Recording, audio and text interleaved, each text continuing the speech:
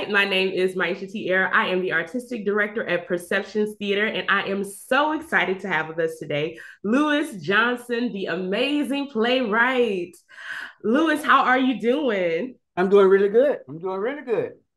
Good, good. Okay, so if you have been watching our play festival go past for the past now 4 years, because this is our fourth annual one, you Mhm. will know that we have had Lewis before be a part of our play festival. So I am so very excited that we get to have you back. How have you been since we last spoke? Like, what's new in your life? Nothing. I've been writing screenplays. So screenplays is my new thing. And I've gotten in a couple film festivals, so my screenplays are doing okay. And written a couple plays. I got a play in New York in July sometimes. Then I have another play in the monologue festival in Houston at the Fade to Black. So things are going okay, I guess. You know. I guess that's a lot. Look, last time I feel like this is something you did last time too, where you were like, "Oh, I mean, I'm just doing like 500 things right now, but I guess it's okay." I'm like, "No, you are doing a whole bunch," and I'm just so happy that you're still making everything happen. You know what? We're 4 years out Mhm. of pandemic time, and so we say, but things are still happening. So I wanted to know first things first. Okay, why did you write the nag? Well, we were having all these terroring incidents. You know, every time you look up, some black man was being accused of being in the wrong place at the wrong time. So I said, well, this is kind of hilarious. These crazy white women attacking these brothers. So I said, I'm gonna write about it. So the nag, I sat down and I wrote the nag, and I wanted to write something funny with a lot of ganja in there, and I had to throw the ganja in there to, spice it up a little bit. I sat through a couple of rehearsals, and you guys really hit it too. You got it right on point. I'm really proud of what you guys did. And as far as I'm not the one who's doing all the work. Once I write the play, you guys are doing all the work. The easy part is writing the play. Once I write the play and give it to you guys, my work is pretty much done. And then you guys put in the real work to get the things on stage and get it done. And that's the part that I really appreciate that, you go out of your way to make sure that the production's right. When I first read it, I was like, oh my gosh, because we've had it. For those of you that don't know, we have a revolving door when it comes to playwrights, as in you can submit as many of your shows as you want to us. We have a literary committee and we get to them when we can. Mind you, Lewis, right now we're about 30-page plays backlogged at the moment because people keep sending them, Yeah. of course, it's Yeah. revolving. So we're never not accepting them. But I would say I read, I think, the nag about sometime last year. Mhm. And then someone on our literary committee, when we were trying to figure out what plays we were going to have for the fourth annual BIPOC Play Festival, that when I tell you they pitched your play hard, they were like, "No, you got to do the nag. Oh my gosh, it's hilarious. It's so funny." And so I ended up reading it because I know we have a couple of things from you. And I ended up reading it and I was like, oh my gosh. I'm like, they are going at it. So in the nag, it's this couple that are on a tourist they're being guided around by a local person and a local black man and the heavy on the Karen, heavy on the disrespect, heavy on the just like lack of self-awareness. She just says some of the most racist, stereotypical things about this man, while her husband kind of just is there at points in time. And he kind of just is like the husband who doesn't say anything initially, and you're like, no one's gonna help this man at all. But by the end of it, what happens, which you all have to watch it yourself to find out what actually happens at the end. But at the end, I was like, oh my gosh, vengeance is mine. I love the ending. So I want to ask you, what made you make it end in that way where we get the unexpected? Because you as a viewer watching it, you thinking that it's going to go this one way the entire time up until the end where we take a left turn and we're like, oh, I was not familiar with your game. Oh, okay. Okay. No, number one, when I got the letter from you acknowledging that you guys gonna do it, I forgot not even sent it. So it kind of caught me off guard a little bit. I said, the nag. And I had to go back through my file. I said, yeah, they got, I said, I can't believe somebody's doing this play. The things they say to each other, just the things they say to each other. You like, when I got the letter that you guys were doing it, I said, man, this is pretty cool. This is pretty cool. But what made me end it the way that I did was because people were really expecting it to end another way. And I had to throw it in there because the whole play, she owned him. She just really owned this man. So he had to somehow make this thing right. And if it had gone the other way, people say, okay, that's. But when it went the way that I did it, it was totally unexpected. It kind of broadsided you a little bit, and then you felt like, man, I'm really happy for this guy. I'm really happy for this guy because he's gone through this for almost 30 years. So I'm happy for him.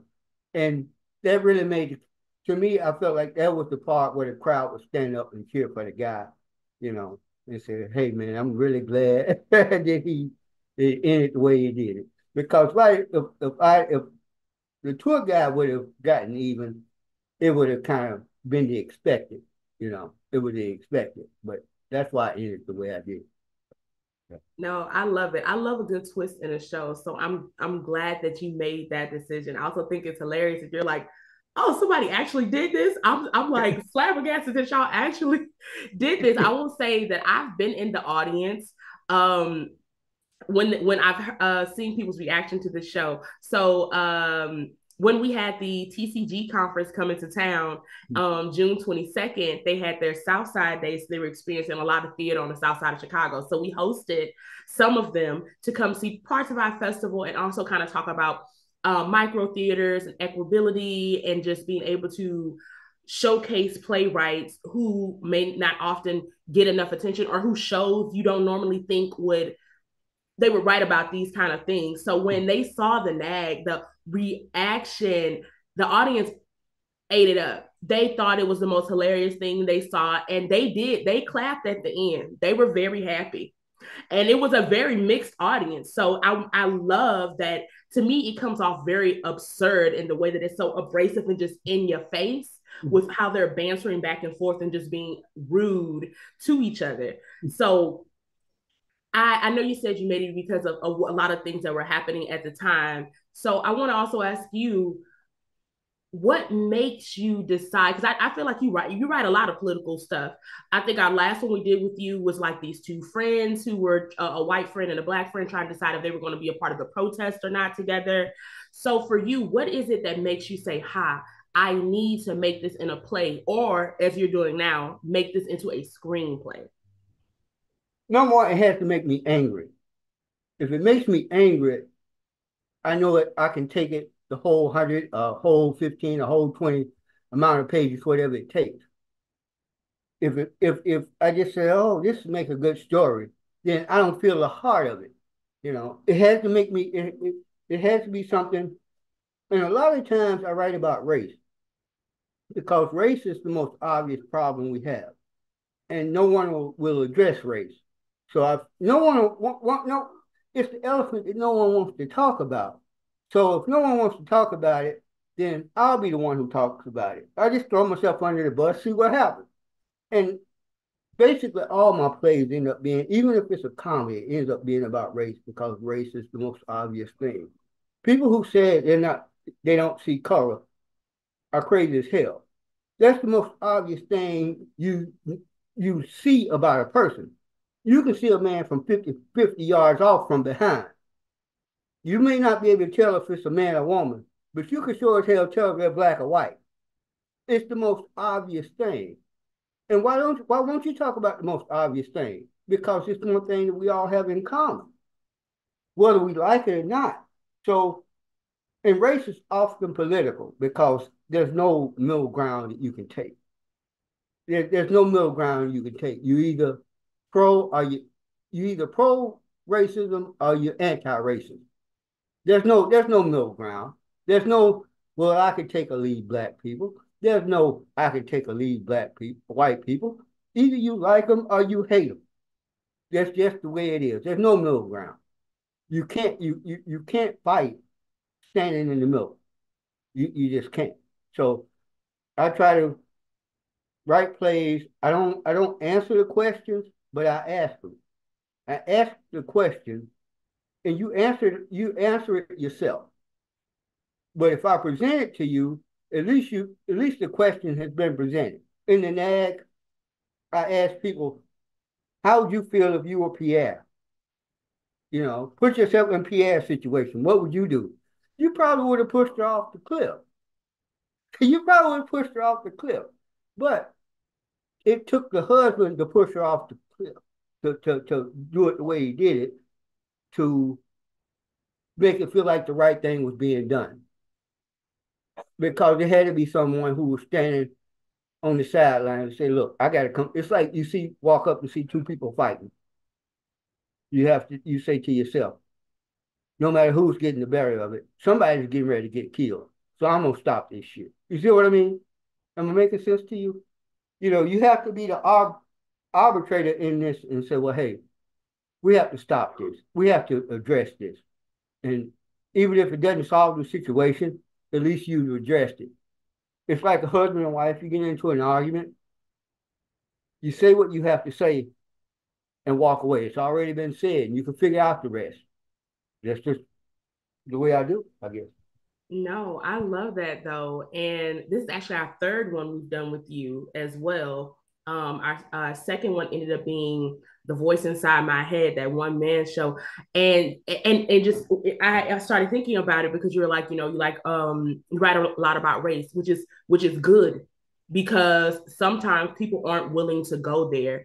And I feel like you write it in a way that doesn't it isn't for the white gaze.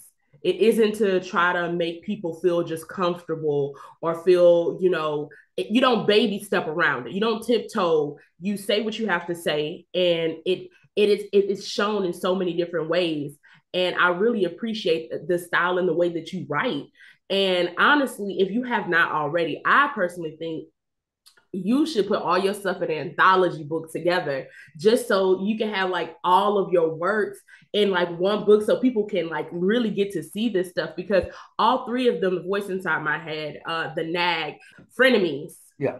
three different circumstances that are happening, but I feel like they're all unique and interesting in their own way. So I am appreciative of you. And I would love to know why for you did you accept that we wanted to do something else? Because like this is our third time working with your work. Why do you allow us at Perceptions to showcase your work? I like what you're doing. I think you're making an effort to get real black work out there. And it's like with Measure of a Man, you're talking militant, it's the kind of work I only send my work to theaters that I know are in line with what I'm thinking. Because most of my work can be considered extremely offensive. So I know you have an open mind. I know you know my work, and I trust you with it. Uh, and that's a really big part because I know that if I give it to you guys, I'm going to like the end result. I put plays out there that I wasn't very happy with the end result. So, and I'm not going to cast aspersions on anyone, but it is what it is. And I know that when I send my work to Perception, it's in good hands. And with the kind of work that I do, it's like juggling eggs. It can turn people off really. It can really turn people off. If you looked at the NAG in a different kind of way, other than the comedic approach, you could be very offended by this play. I mean, it's very offensive. This play is extremely offensive. Well, but all my work is offensive. All my work is offensive in some ways. So I know that you guys, I know you're gonna put it out there the way it's supposed to be put out there. So, and I'm comfortable with that. I'm comfortable with it. Let's put it this way: you've never disappointed. Thank you so much. That is much appreciated because Yeah. that's how we want our playwrights to feel. We want you to feel like we care about your work. So, like, even though I know you're like, I sent y'all that play, we have every single play you have ever sent us. We just always are trying to figure out what's best for what year and whatever lineup we have going on. So, a lot of times people will send us stuff and they won't hear from us for a while. And I mean, that's just the name of the game when you have so many Right. people submitting and what have you, but we love working with people that we have worked with before who do write really well. And our literary committee is very diverse in age range too. So we're able to hit everybody's, good sweet spot of what they like. Everybody's kind of into something different. So I will say the person that was on our literary committee that actually pitched this one was older. It was an older lady, and she was an older Black woman who was in her 50s, and she's just like, no, y'all need to do this one. And she broke down all her reasons, and we were like, okay, let me go read it real quick. And I was like, oh, well, I know Louis. We've worked with him before, and so I love that our committee is so diverse in the fact that we can read lots of different people's work. And I also love that people like you who work we respect, we keep everything you send us. So even if you may not hear from us for a couple of months, just know whatever you sent to us did not get lost in the mail. We're just trying to figure out where we would like to put it and if Oh it yeah. fits in whatever season we have going on. So I also wanted to ask you, I know you say you're getting more into like screenwriting now. What made you pivot there? What made you say, I want to start doing this? Well, I had a story in my head. I knew it was too big and too expensive. It wouldn't fit on stage. I'd taken a couple screenwriting classes, and I decided I was just going to make a screenplay out of it. So far, it's been received pretty well. So who knows what'll happen to it? But I yeah, would love to support. So please keep us posted on it. okay. I also wanted to ask you, what are some of your biggest influences when it comes to how you model yourself as a writer? Are there any people that you're like, I really thoroughly enjoy them. I look up to their work a lot, and this is, it kind of helps me. Or who are those people for you? Oh, there's only one guy, Ed Bullins. If you've heard of Ed Bullins taught me to write plays. I was in a mentorship program with Ed Bullins, and because I was trained to write for screen, and uh, I was in this arts group in Boston, and Ed had volunteered to come in to teach a playwriting class, and I took his class, and he took me under his wing, and you know, the rest is history. And Ed is really one of the. Ed used to work with Amiri Baraka, and West Point Amiri Baraka was Leroy Jones back in the old days. He took me down to New York and introduced me to Woody King and those cats in New Pharaoh. And Ed just kind of took me under his wing, and I wouldn't be writing now if it wasn't for Ed. And if you ever read any of Ed's work, you'll see where I got it from because Ed never censored my work. And he just kind of he said, Johnson, uh, you're gonna write a lot of crap, but one of these days you may write something good. And he was really hard on me. Ed is my main guy. If it wasn't for Ed, I wouldn't be writing plays. So I love that. I love that that's someone who was there from the very beginning of your thirst to want to actually do this. And from what I know, you've become very successful in this. So I kudos to you for how hard you work because it takes a lot to write stuff. It takes a lot to then submit those things to people in hopes that someone's going to produce it. So thank you for sharing your art with us. mhm. So, one other question I did want to ask you though is what do you do when you're not writing? Like, what is something you like to do to relax or, to turn up? What are hobbies that you enjoy that are not writing? I'm a cook. I love to cook. I like to bake cakes. I'm a big dessert guy, but I'm if I'm not on the keyboard, I'm in the kitchen. Uh, I know I may not look like it because I only weigh 150 pounds dripping wet, but yeah, I love to cook. Cooking is my thing. It relaxes me, and it's a creative art. Cooking's creative, especially when you're poor. You got to be creative. So yeah, cooking's my thing. It's what I do. Okay, so cooking's your thing. Okay, what is your best dish or what is your best baked good that you've made?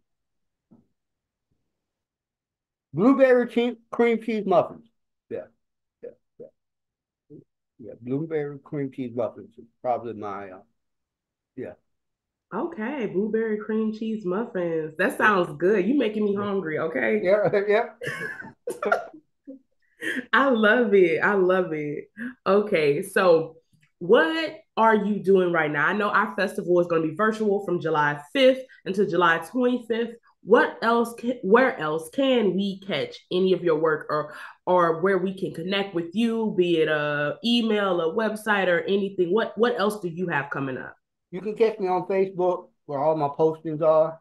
I have a play coming up in New York, and I think it starts July 17th, called The Table Read. It's in Secret Theater's one act play festival, and I have a monologue in Fade to Black's The Flow monologue uh, competition in September in Houston.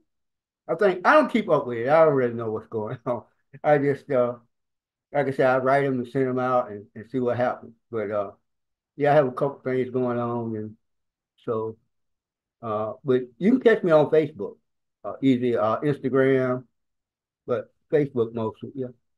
Okay. Okay. And one thing that I noticed is you have your shows in a lot of different cities and states all over, right? And so let our audience know, where are you currently based? I'm in Nashville.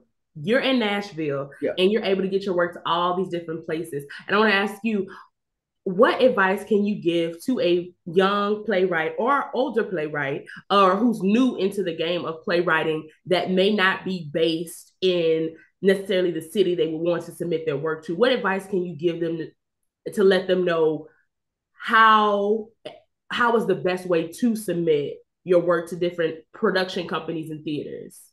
The main thing you got to do when you're submitting work, especially if you're a black playwright, is when the theater has a submission call, go to the theater website, look at their cast, see what kind of plays they're doing. See if you see any black people in the cast. A lot of times it doesn't mean that your play is not good, but it means a lot of theaters can't cast your play. I've had that more than 100 times. We really like your work, but we don't have any cast. Do you know anybody in this town who could, you can cast? Because if you'll notice, and as sad as it is, it's just the reality of it. Very few white theater companies have black people in the cast. It just is. It just is. And when you look at black theater, it's predominantly black cast. Every so you'll see white people in the cast, but like your company, you have a mix. You have a mixed portfolio of actors. I like that. I like that. So you have no problem. You have no problem casting. A lot of theaters have problems casting. And don't send your work out until you're happy and you know it's good. You know, don't send your work out the first night you write it. Oh, I just typed the end to this and hit send because it's gonna fly back in your face. Give it a couple of days, read it over, let someone else read it. Let someone, and not your girlfriend or your wife, because of course they're gonna tell you, oh, this is good, this is good, this is good. Yeah, of course they're gonna tell you it's good. Send it to someone who will tell you the truth about your work. Then send it out. Don't send it out, like I said, don't send it out 5 minutes after you write it. Something like I said, with the NAG, I wrote that 12 ago. Send it out, and then I get an email from you telling me you want to do it. I've forgotten all about the play. but give your work some time, let it breathe. And, NYC playwrights, there are several, playwrights listing, submission pages that you can send to. But before you send it out, send your work out, look the theater up, see what their production history is, see what kind of work they've done, see if it's similar to the kind of work that you've done. Because if you don't, you know, you, then it won't be receptive to it. Not that the work's not good. And even when you get rejected, don't let that get you to the point where you stop sending out your work. Now, I have enough rejection letters to pay for this whole room. Just keep sending your work out, but just stay on it and don't get discouraged. The main thing is to don't get discouraged and don't listen to the haters. Definitely don't listen to the haters. Definitely the haters are your biggest. And the haters can be sitting right next to you. So you have to be able to identify the haters. You got to be able to identify the haters. If you start doing well, that's when you identify the people who are really with you and people who aren't. Because we're all steeped in jealousy and all kind of other crazy feelings. And we feel like they don't deserve it. That should have been me. Well, if it should have been you, it would be you. You're the one who told me to stop, and I was making an ass of myself, and I shouldn't be writing these plays. And now you want to come over and go to lunch with me. Oh no, we're not having that. We're not having that. So you gotta learn to identify who your true friends are, because this is a cutthroat business. Thank you for that word. Like everything you said, yes, all those things, that advice. So you playwrights out here and you promising playwrights who want to get started in doing this, don't take this with a grain of salt. Write this down. These are important things that are honestly going to help you in your future. Knowing all of this, oh my goodness, yes, especially with the haters, because people will tell you that you can't do something just because they can't do something. Yeah.